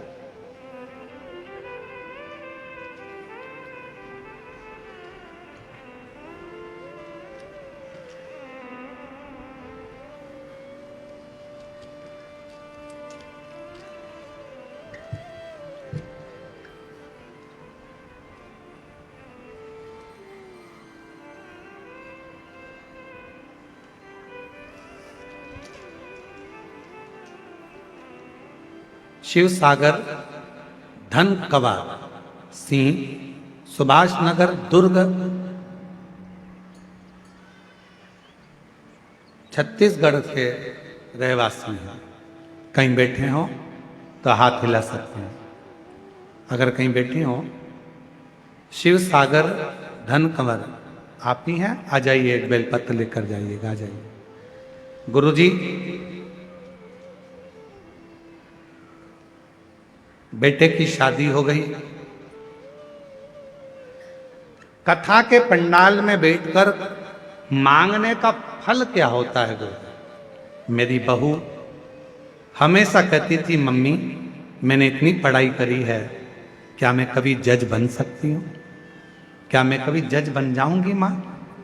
मैंने अपनी बहू से एक ही बात कही, वो सियोर वाला बाबा कहता है, अगर दिल से पढ़े हो, मेहनत को 4 गुना करा है, रात दिन एक करा है, और अगर कथा के पंडाल में बैठकर कहीं कथा सुनी है तो उसका फल जरूर मिलेगा। आज मैं बाबा को धन्यवाद देने आई हूँ।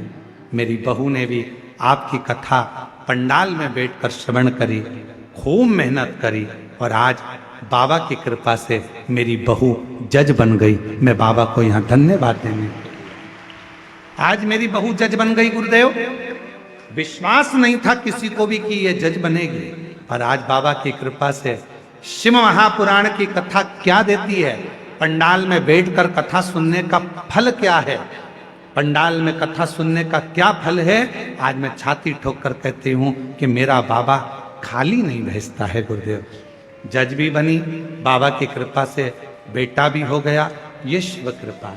एक पत्र और है, मैं गंगाबाई तारमा ठाकुर, ग्राम जुंगेरा, जिला बालोद, छत्तीसगढ़ की रहने वाली हूं। कहीं बैठे हो तो हाथ हिला सकती हूँ। मैं गंगाबाई ताराम ठाकुर, ग्राम जुंगेरा, जिला बालोद, छत्तीसगढ़ की रहवासी हूँ। कहीं बैठी हो तो हाथ हिला सकती हैं। आप ही हैं, आ जाइए, एक बेलपत्र लेकर जाइए, आ जाइए। गुरुदेव, मेरी पुत्री कविता ठाकुर, जो कि सालों से सरकारी नौकरी की तैयारी कर रही थी परंतु सफलता नहीं हो पा रही थी, मेरी पुत्री ने सुना कि पंडित प्रदीप मिश्रा जी कहते हैं शिव महापुराण कथा में कि शिवालय में जाएं, शिव को 1 लोटा जल चढ़ाएं। गुरुजी, मेरी बेटी ने जल चढ़ाना प्रारंभ करा और जुंगेरा घर के पास में ही शंकर जी की कथा हो रही थी आपकी, वहीं पर कथा सुनने के लिए भी गई।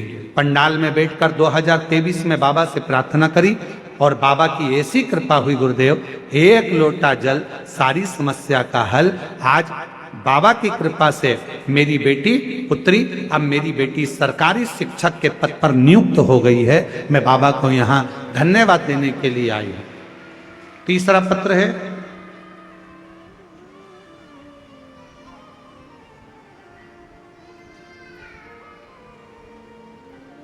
मैं संतोष कुमार साहू, कहीं बैठे हैं संतोष जी?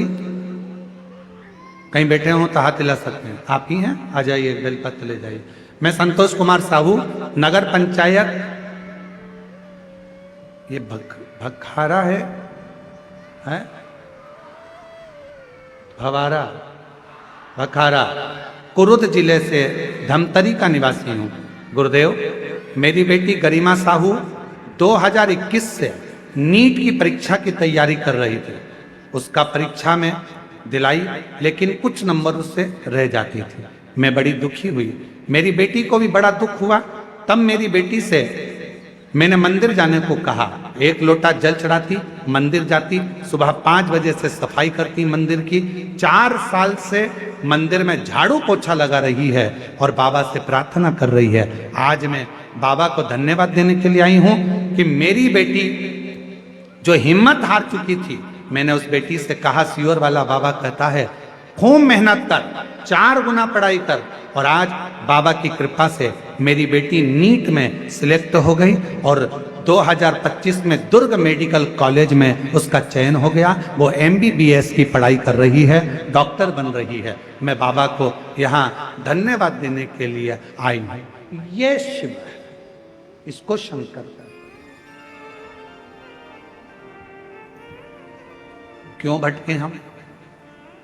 आ जाओ। क्यों जहां तहां जाएं हम? बाबा की महादेव नमन चरणों में, महादेव नमन चरणों में, स्वीकार। बहु जज बनी है, एक बार जोरदार ताली बजाकर स्वागत करिए।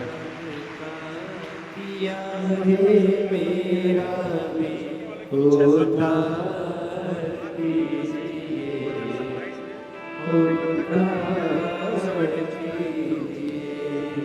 शिव कृपा है, जज भी बन गई। बाबा ने 10 वर्ष के लाला भी दे दिया, छोटे बेटे के घर भी लाला दे दिया, और कह रहे हैं 5 पंडाल की कथा सुनकर बाबा से प्रार्थना करी थी, सब तूने कर दिया। बहू को जज भी बना दिया, बेटे का काम धंधा भी हो गया, पुत्र भी हो गया, सब हो गया, कथा और दे दे। तो बाबा ने 2027 में बता रहे हैं कथा भी मिल गई है। शिव की कृपा, ये शिव। आ जाइए। चरणों में तेरे बाबा जी, पावन है चारों धाम। चरणों में बेटी कई सालों से मेहनत कर रही थी और सरकारी नौकरी से उसने सोच लिया था लगेगी नहीं, पर माँ ने कहा कि तू मेहनत कर, पंडाल में बैठकर एक कथा सुन। वहां की मिट्टी को लेकर बेटी चली गई, उसी का पार्थिव लिंग पूजन करा और बाबा की कृपा से उच्च शिक्षक पद में नियुक्त हुई है। एक बार जोरदार ताली बजाएं, बेटी शिक्षिका बना। पावन है चरोदा, तेरी देव करते वंदना, पूजे सीतारा, हो जाए। पूरी का। हमारा निवेदन है आप भी बाबा से कथा के पंडाल में बैठकर दिल से जो मांगते हो मेरा बाबा देता जरूर है। बस निवेदन है जब कथा सुनने के लिए आओ इतना समय निकाल कर आना कि आरती हो, आरती पूरी होने के बाद वहाँ की मिट्टी को नमन कर कर अपने मस्तक चढ़ाकर प्रणाम कर कर कथा स्थल को नमन कर कर प्रार्थना कर कर जरूर जाना कि बाबा मेरी गोदी में भी खुशियां प्रदान करना, मेरी भी झोली भर। हो जाए पूरी कामना, हो जाए पूरी कामना। आपकी बेटी डॉक्टर बन रही है, MBBS कर रही है, नीट सिलेक्ट किया है। एक बार जोरदार ताली बजाकर स्वागत करिए। सबका किया है मेरा भी उद्धार कीजिए, उद्धार कीजिए। जोरदार ताली बजाओ, बेटी डॉक्टर बन रही है, MBBS कर रही है।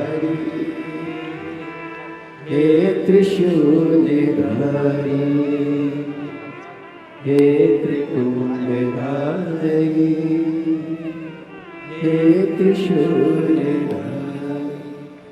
हृदय से जो कहा जाए मेरे बाबा को, मेरे भोलेनाथ को, मेरे शंभू को, मेरे त्रिकालदर्शी को, मेरे कैलाशी को, मेरे अविनाशी को, मेरे भोलेनाथ, मेरे महाकाल राजा को तुम्हारा धन, तुम्हारा वैभव, तुम्हारा सत्ता नहीं चाहिए। मेरे शंकर को तो केवल एक लोटा जल सारी समस्या, केवल जल। तुम्हारे गांव में शंकर जी का मंदिर, कहते हैं शिव महापुराण के कुमार खंड में लिखा है, जिस नगर में, जिस क्षेत्र में, जिस कॉलोनी में, जिस सोसाइटी में, जिस गांव में, जिस नगर में शंकर भगवान का शिवलिंग नहीं होता है, जिस गांव में शंकर का कोई मंदिर, कोई शिवलिंग नहीं होता है, उस गांव की, उस शहर की, उस कॉलोनी की, उस सोसाइटी की कभी उन्नति नहीं होती है। अगर आप अपने गांव को, अपने शहर को श्रेष्ठ बनाना चाहते हो तो एक शंकर भगवान का शिवलिंग जरूर स्थापित करो और उस पे एक लोटा जल सब गांव गांव में शंकर होना। और हमारा निवेदन है जिसको शिवलिंग ना मिले, सीहोर आओ, कुबेरेश्वर धाम से निशुल्क आपको शिवलिंग और नंदी प्रदान किया जाएगा, आप लेकर जाओ और स्थापना। शिव के बिना सब सब सब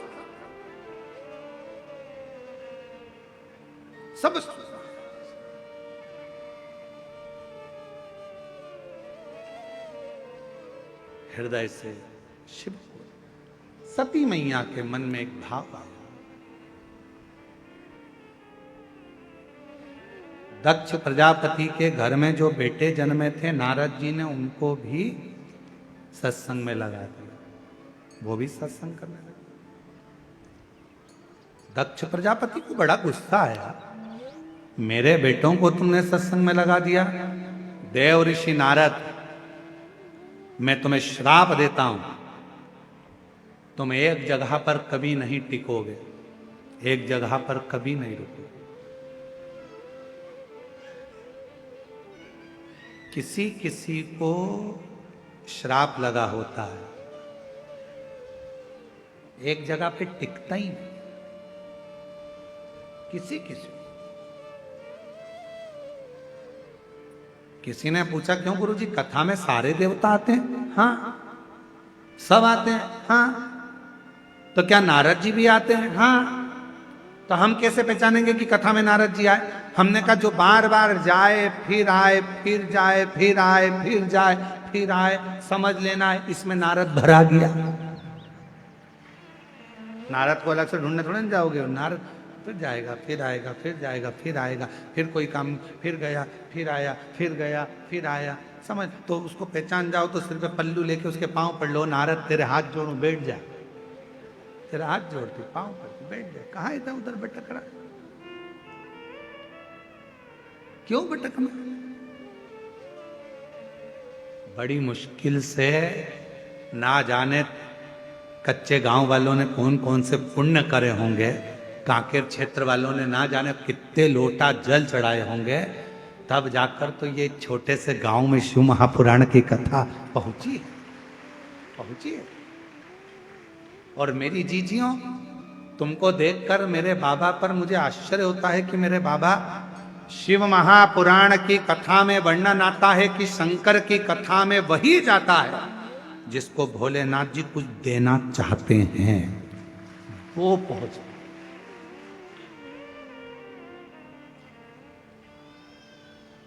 शिव को आपको कुछ देना होगा, इसलिए बाबा आपको बुला लिया। शिव महापुराण में अगर तुम्हारी ड्यूटी भी लगी है, जितने ड्यूटी में लगे हैं वो भी सोच लेना, शंकर जी जरूर आपको कोई गिफ्ट देना चाहते होंगे, नहीं तो ड्यूटी दूसरे की लगा देते, तुम्हारा नंबर ही नहीं आता। वो तो शिव की करुणा महाराज।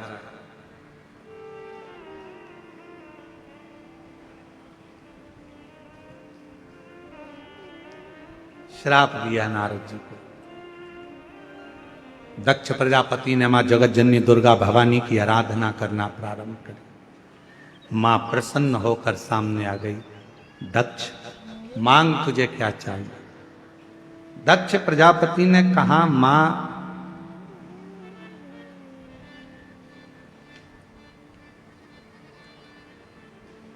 यदि देना चाहती हो तो आपके जैसी एक बेटी का और मेरे घर में जन्म हो जाए।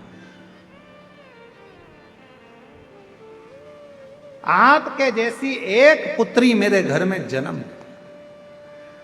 मां दुर्गा भवानी ने कहा, दक्ष प्रजापति, कहां तेरे लिए लड़की ढूंढने जाऊंगी तेरे घर में जन्म लेने के लिए। मैं स्वयं तेरे घर में तेरी धर्म पत्नी प्रसूति के गर्भ से मैं स्वयं तेरे घर में बेटी बनकर, सती बनकर जन्मी। मेरा नाम सती होगा। सती? हां। पर सुन दक्ष प्रजापति, तेरे घर में मैं बेटी बनकर जन्म तो ले लूंगी, पर तू मुझे समझ नहीं पाए। बहुत कठिन होता है समझना, बहुत कठिन। बेटा बाप को नहीं समझ पाता है, बाप बेटे को नहीं समझ पाता है, पत्नी पति को नहीं समझ पाती है, पति पत्नी को नहीं समझ पाता है, बच्चे माँ बाप को नहीं समझ पाते हैं, माँ बाप बच्चों को नहीं समझ पाते हैं, बहन भाई को नहीं समझ पाता, भाई बहन को नहीं समझ पाता, पड़ोसी पड़ोसी को नहीं समझ पाता। समझ में व्यक्ति को कब आता है? जब वो चला जाता है तब याद आती है वो था तो ऐसा काम हो जाता था। जीते जी समझो, जीते जी।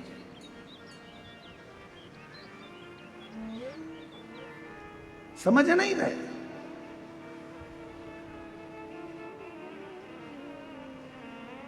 एक पिताजी अपने बेटे को रोज चिल्लाते थे, बनो तो श्रवण बनो, कहां इधर उधर भटकते रहते हो, बनो तो राम बनो, कहां यहां भटकते रहते हो। बेटे को एक दिन गुस्सा आ गया और उसने अपने पिताजी से कहा, क्या पिताजी रोज रोज एक ही बात कहते हो, श्रवण बनो राम बनो, राम बनो श्रवण बनो, राम बनो श्रवण बनो।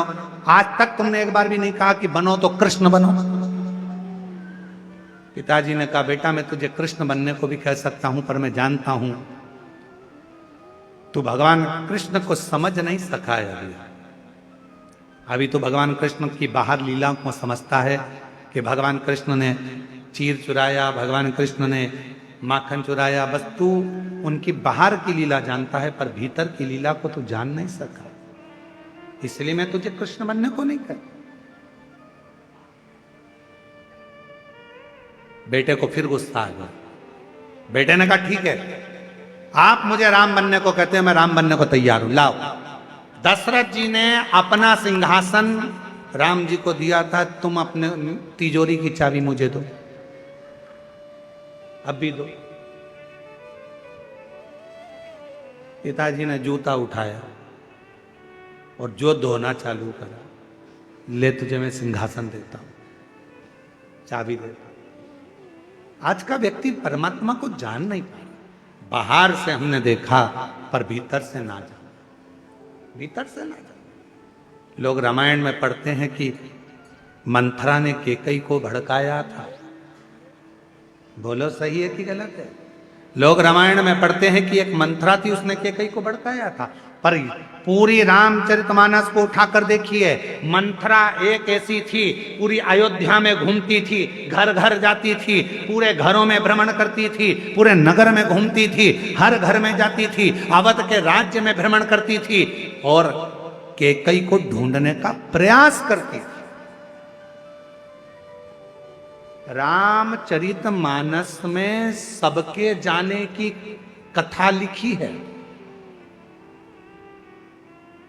दशरथ जी गए, राम जी गए, लक्ष्मण जी गए, जानकी जी गई, हनुमान जी का भी लिखा है, सबका लिखा है रामचरितमानस में। पर केवल एक ऐसी है मंथरा जिसके मरने की आज तक कहीं कोई कथा ही नहीं मिली। तो पूछा कि मंथरा कहां गई? तो भगवान राम जी से पूछा कि मंथरा कहां है प्रभु, बताओ। तब भगवान राम ने कहा, मैंने मंथरा से पूछा था, मंथरा काकी मैं तुझे क्या वर दूं, बोल। मंथरा कहती है, मुझे मार मत देना, मुझे जीवित रखना, कलिकाल में, द्वापर में, सारे हर युग में मैं जीवित रहूं, गांव गांव में घूमती रहूं और कोई घर में एक मिल जाए जिसके कान भरूं और पूरे घर को तोड़ दूं, ऐसी मंथरा आज भी घूम रही है। ऐसी मंथरा आज भी घूम रही है, घर घर में आती है, केकई को ढूंढने का प्रयास करती है कि कोई राजा राम जी की नगरी में जैसे केकई मिली थी ऐसी कोई मिल जाए। तुम्हारे घर में भी रोज कोई ना कोई आता है, मिलने वाले फोन लगाते हैं, जुलने वाले मिलेंगे, ये मिलेंगे वो मिलेंगे, और ढूंढने का प्रयास करते हैं कि इसकी कोई कमजोर कड़ी मिल जाए जिसकी मैं बुराई करना प्रारंभ करूं, घर को फोड़ना प्रारंभ करूं। होते कई लोग, ऐसा नहीं कि संसार में नहीं है, ऐसी कई मंथरा संसार में फिर रही हैं, गांव गांव, नगर नगर, शहर शहर में। मंथरा का मतलब यह नहीं है कि कोई स्त्री होगी, मंथरा का मतलब वो है चाहे पुरुष हो, चाहे स्त्री हो, चाहे कोई भी हो, उसके अंदर यदि बुराई का भाव है, तुम्हारे घर में आकर तुम्हारा ही खाकर तुम्हारे ही घर को तोड़ रहा है, समझ लेना कोई मंथरा आज भी तुम्हारे आसपास में घूम रही है। निवेदन है, मंथरा भले हो जाए पर तुम केकई मत बन जाना, उसके कहने में आकर अपना घर मत तोड़ देना, अपने घर को जोड़ कर चलना, जोड़ कर चलना। और केवल मंथरा परिवार तोड़ने का काम नहीं करती, आजकल नई डिजाइन की मंथरा हो गई है जो हमारे सनातन धर्म में भी घुसकर सनातन धर्म को तोड़कर दूसरे धर्म में ले जाकर छोड़ रही है। ऐसी मंथरा भी तुम्हारे गांव में, जो सनातन धर्म की बुराई करेंगे। भगवान को मत पूछो, मूर्ति पूजन मत करो, भगवान को जल मत चढ़ाओ, चलो हम तुम्हें लेकर चलते हैं, संडे को हमारे यहाँ आओ, मंडे को यहाँ जाओ, ये करो वो करो। ऐसी कई मंथरा डिजाइन में घूम रही है। मेरा निवेदन है, कच्चे गांव वालों, तुमने भी कच्ची गोटियां नहीं खेली है, इसलिए इन मंथराओं से बचने का प्रयास करना। अपन भी कच्चे गांव के रहने वाले हैं, कच्ची गोटियां नहीं खेले हैं, इसलिए इन मंथराओं के चक्कर में आकर अपना सनातन धर्म मत छोड़ देना, उस धर्म को मजबूत कर कर एक लोटा जल चढ़ा, एक लोटा जल चढ़ाते रहना। हल्के फुल्के नहीं हो तुम, बहुत भारी हो। मैंने देख लिया, हमने 3 दिन में देख लिया, कच्चे गांव बहुत भारी गांव, साधारण नहीं है। ये ब्लास्टिंग में नंबर 1 है, तुरंत फोड़ देते हैं। दुनिया में तो बम कहीं कहीं फूटते हैं, यहां तो रोज फूटते, धड़। हट से कच्चे गांव साधारण है, कहने में मत आना। मंथरा फिर रही है, जगह जगह जा रही है, तोड़ने का काम कर रही है। कई कई लोग ऐसे हैं अपने ही सनातन धर्म में रहकर, अपना ही भोजन कर कर, अपने साथ ही रहकर अपने ही सनातन धर्म को तोड़ने का प्रयास करते हैं। बड़े बड़े सिंहासन पर बैठेंगे, बहुत बहुत बड़ा पद और औदा प्राप्त करने के बाद भी अपने सनातन धर्म को बदनाम करने का प्रयास करेंगे। संभल जाना, संभलना, संभलो, समझ की जरूरत। गधा किस किसने देखा है? हाथ उठाओ जल्दी से। अरे जम के जल्दी से उठा लो, सबने गधा देखा है। चलो ठीक है, गधा की उम्र मालूम पड़े 60 साल हो जाए तो गधे का नाम चेंज हो जाएगा क्या? जम के तो बोलो, क्या रहेगा? गधा। गधा कितना भी बड़ा हो जाए पर वो गधा की गधा ही रहता है। उसी तरह निंदा करने वाला, चुगली करने वाला, बुराई करने वाला चाहे कितने भी ऊंचे सिंहासन पर बैठ जाए वो चुगल चोटा ही रहता है, चुगल चोटा ही रहेगा।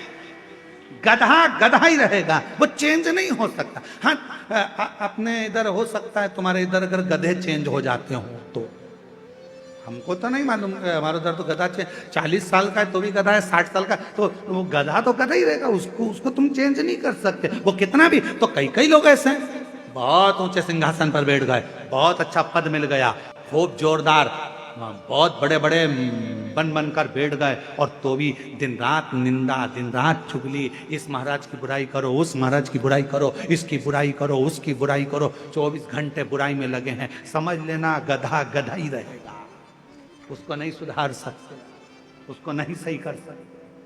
वो कितना ही बुढ़ा हो गया, कितना ही बुढ़ा हो जाए, गधा गधा ही है, उसको चेंज नहीं कर सकते।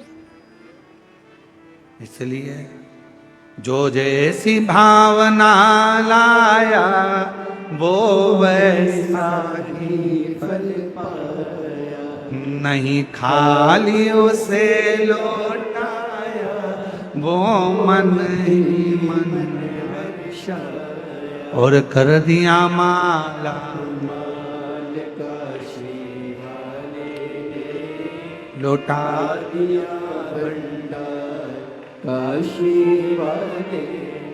इसलिए समझे, दक्ष प्रजापति तेरे घर में मैं स्वयं जन्म लूंगी पर तू मुझे पहचान नहीं पाएगा, तू मुझे जान नहीं सकेगा, तू मुझे जान नहीं सकता। जो समझ गया कि शिव महापुराण के पंडाल में बैठने का फल क्या है, जो समझ गया शिव महापुराण के कथा के पंडाल की मिट्टी का फल क्या है, वो एक पत्र है, अच्छा है, देखिए। मेरा नाम सरोज साहू है, मैं सलियापारा मैं सलियापारा भानु प्रतापपुर से आई हूँ। कहीं बैठी हो तो हाथ हिला सकती हैं। मेरा नाम सरोज साहू है, मैं सलियापारा भानु प्रतापपुर से आई हूँ। आ जाइए, एक बेलपत्र ले जाइएगा, आ जाओ। गुरुजी, मेरे नस की प्रॉब्लम थी, हर समय पर नस में दर्द रहता था, डॉक्टर को दिखाया, सारी जांचें कराई तो भी मेरी कई सालों से नस की बीमारी ठीक नहीं हुई। इतना बीमार रहती थी कि उठना बैठना चलना फिरना भी परेशान थी। गुरुदेव, तब किसी ने कहा कि शिव मंदिर में कोई भक्त मिला और उसने कहा कि 1 लोटा जल चढ़ाया करो, तब मैं जल चढ़ाना प्रारंभ करी। आपकी कथा को मैं नहीं सुनती थी, मैं आपको पहचानती नहीं थी। शिवजी पर जल चढ़ाना प्रारंभ करा, आपकी कथा सुनना आस्था चैनल पर चालू करी, जल पीना प्रारंभ करा। फिर सियोर वाला महाराज कहता है कि किसी कथा के पंडाल में बैठो और वहां की मिट्टी को अपने शरीर पर जरूर लगाओ, फल मिलेगा। मैं भी 2024 में कुरुद में जो शिव पुराण की कथा हुई वहां चली गई, वहां जाकर वहां की मिट्टी को मैंने कथा के पंडाल में अपने शरीर पर लगाया, उसी को उठाकर लेकर आ गए। वो मिट्टी मैं थोड़े से अपने शरीर पर लगा लेती और स्नान कर लेती। आज मैं बाबा को धन्यवाद देने के लिए आई हूँ। मेरी सारी रिपोर्टें नॉर्मल हो गई और मेरी नस की बीमारी समाप्त हो गई। आज मैं उठ सकती हूँ, चल सकती हूँ, बैठ सकती हूँ और बाबा की कृपा से पूरा काम कर लेती हूँ। मैं बाबा को यहाँ प्रणाम करने के लिए आई हूँ। ये जो जान गया, जो पहचान गया कि शिव महापुराण का पंडाल क्या है, जो जान गया शिव महापुराण के पंडाल की मिट्टी क्या है, जो जान गया शंकर की कथा का एक लोटा जल क्या है, उसने अपनी जिंदगी में सब कुछ पा लिया, सब कुछ प्राप्त किया। जो जैसी भावना ऐसा ही फल पाया, नहीं खाई उसे लौटाया, वो मन ही मन और कर दिया मार।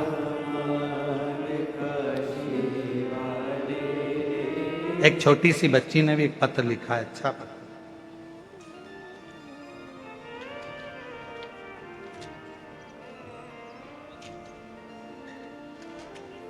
अरे लुटा दिया भंडार काशी वाले,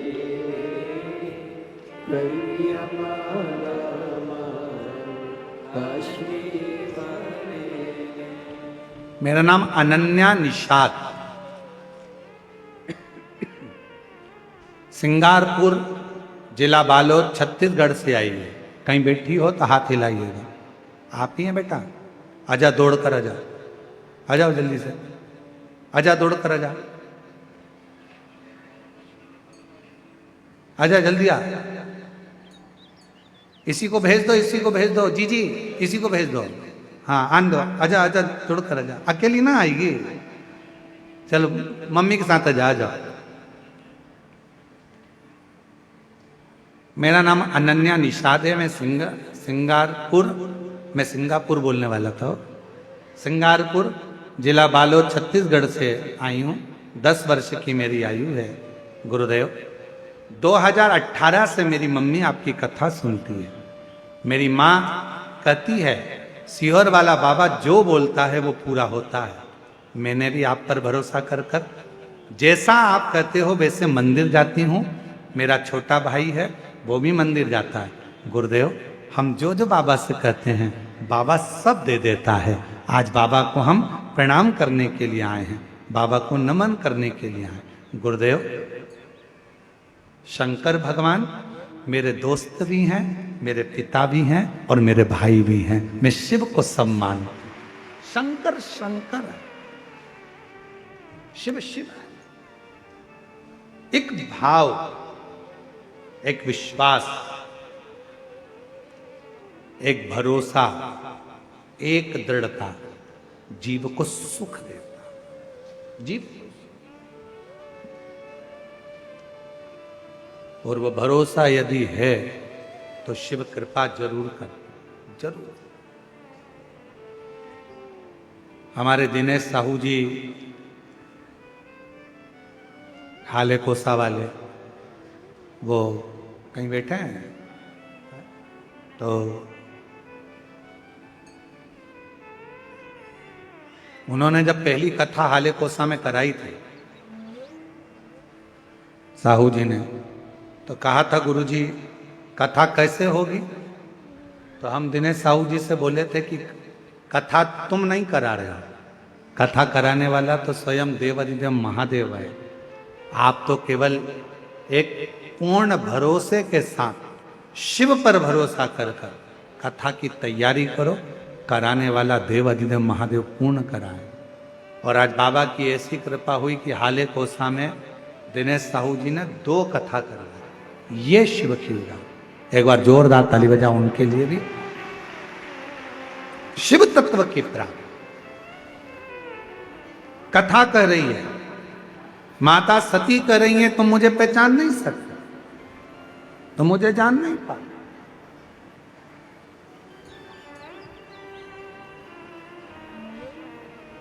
तुम मुझे जान नहीं पाते। और वही हुआ, सती माता का विवाह भगवान देवाधिदेव महादेव से हो गया। पर समझ नहीं, आखिरी में सती माता दक्ष प्रजापति के यज्ञशाला में यज्ञ कुंड के नजदीक में अपने प्राणों को त्याग दिया।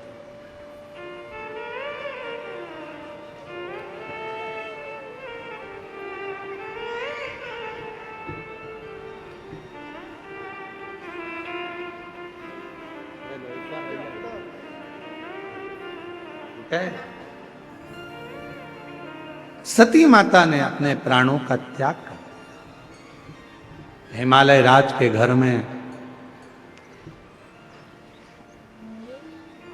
माता सती का जन्म प्रागट्य हो। मैनावती के गर्भ से मां सती प्रकट। कितना कितना कितना कितना पूरे हिमालय राज की नगरी में उत्सव मनाया। उत्सव, लोगों के घर में बेटा जन्म लेता है तो उत्सव मनाते, पर हिमालय राज के घर में बेटी का जन्म हुआ तो उत्सव मनाते। क्यों? बेटा एक कुल को तारता है और बेटी दो कुल को तारता। बेटी अगर जन्म ले तो खूब प्रसन्न होना कि बाबा ने कृपा कर कर हमारे घर में बेटी का जन्म हुआ। बेटी का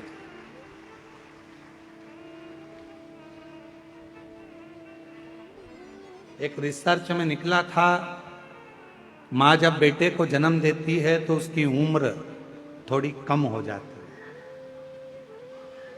एक रिसर्च में निकला, मां जब बेटे को जन्म देती है तो एक मां अपने बच्चे को बेटे को जन्म देती है तो उसकी उम्र कम होती है, और मां जब एक बेटी को जन्म देती है तो उसकी उम्र बढ़ती चली जाती है।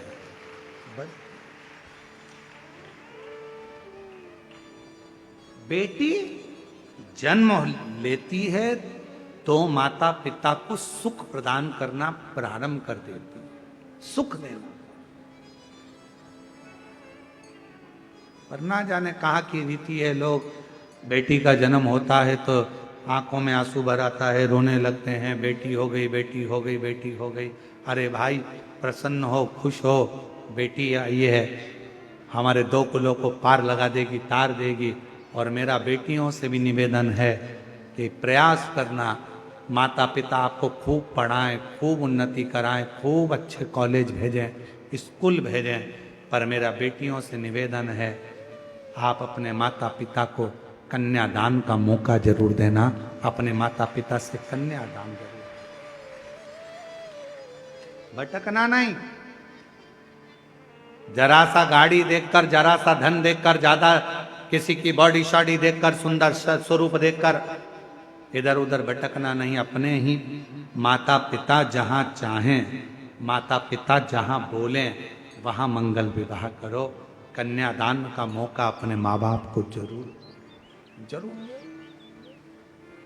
लोग तो चाहते हैं कि आप अपने पथ से हटें, लोग चाहते हैं कि आप अपना पथ छोड़ें, पर उसको छोड़ना। शिव कथा कहती है मां पार्वती जी का मंगल विवाह शिव जी के साथ हो रहा है। बड़े आनंद के साथ मां पार्वती भगवान शंकर जी के साथ मंगल विवाह कर रही हैं। पधार रहे हैं शिव पार्वती, जोरदार ताली बजाइए।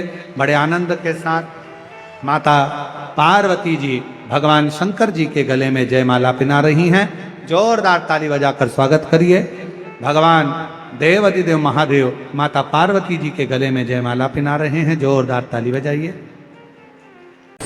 वीडियो पसंद आए तो लाइक और सब्सक्राइब करना ना भूलें। ज़्यादा से ज़्यादा लोगों तक शेयर करें ताकि सभी लोग इसका लाभ उठा सकें। मिलते हैं अगले वीडियो में, तब तक के लिए श्री शिवाय नमस्तुभ्यं।